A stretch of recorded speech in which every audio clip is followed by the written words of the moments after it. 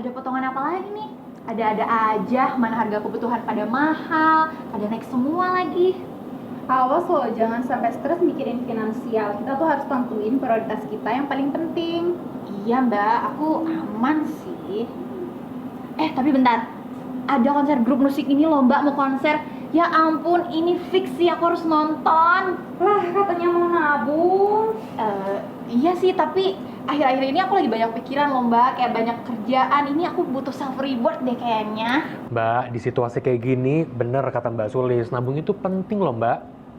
Nah ini nih, masalah anak zaman sekarang. Ngakunya nggak punya duit, ngakunya ekonominya tidak baik-baik saja, tapi untuk lari dari masalah mereka malah bakar duit.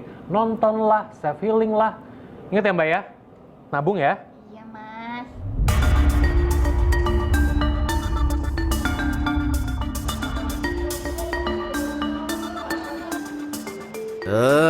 Ngeluh ekonomi sedang tidak baik-baik saja, tapi malah foya-foya.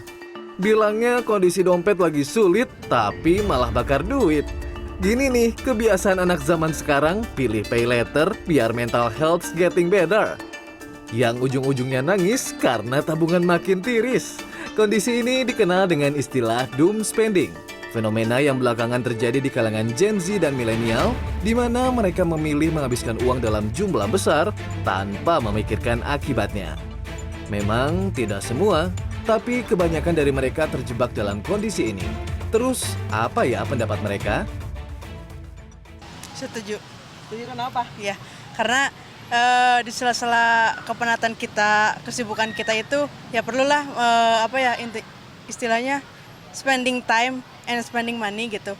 Untuk ya melepas stres, melepas penat. Yang dikeluarin sih paling kan satu minggu cuman 1 kali 2 kali ya. Setiap kali ngeluarin uang untuk melepas penat gitu, kayak misalkan nongkrong dan jajan, beli barang-barang gitu. Kalau aku sendiri sih nggak kurang setuju, karena mungkin beli barang sesuatu itu kan pengeluaran yang tidak terduga ya. Kalau aku sih orangnya, kalau uang itu termaintain buat apa. Jadi kalau stres ya banyak sih sekarang tempat-tempat healing kayak ngopi gitu yang pemandangannya alam-alam, ngeliatin alam juga udah lumayan membantu sih. Setengahnya biar. Setengahnya. Belanja skincare kayak gitu, main nongkrong kayak gitu. Tabungan Belum mikirin tabungan? belum mikirin tabungan.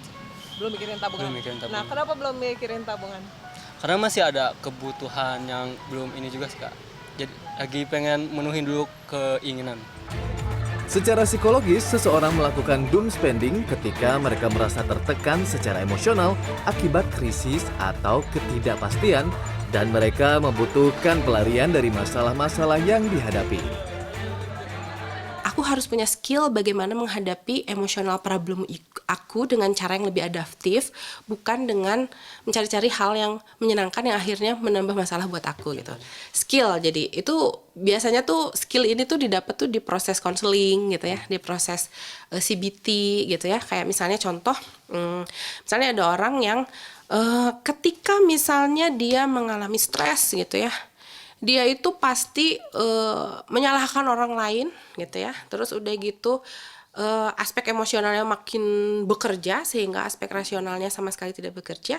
Nah, kalau misalnya kita kasih skill, berarti kita latih otaknya atau perilakunya untuk, oh kalau kamu menghadapi rasa stres, berarti kamu nggak bisa berpikir menyalahkan orang lain loh. Itu bisa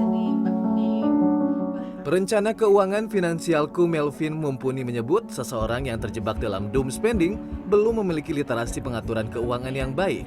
Karenanya, mengatur keuangan bisa menjadi cara ampuh keluar dalam masalah ini. Ada beberapa tips yang dibagikan untuk terhindar dari situasi doom spending. Di antaranya, buat anggaran keuangan dengan jelas. Dengan adanya anggaran yang jelas, kita bisa mengontrol pengeluaran dan tahu batas keuangan.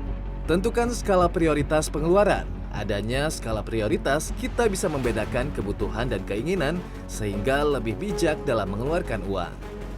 Hindari pemicunya juga penting dilakukan. Misalnya, batasi membuka media sosial atau e-commerce. Terakhir adalah tetapkan tujuan keuangan. Biasanya uangnya itu sudah ditata rapi, Mas. Jadi udah tahu nih berapa yang mau dipakai buat investasinya kemana, berapa yang dipakai buat donasi rutin, berapa yang dipakai buat belanja kita pribadi, itu mereka punya. Yang kedua, kalau orang yang terliterasi keuangan, pada saat uangnya belum terlalu banyak, mereka justru akan fokus belanja-belanja aset, bukan untuk spending. Kalau terliterasi secara keuangan, spending secukupnya. Melvin tak menampik self-reward dibutuhkan setiap individu.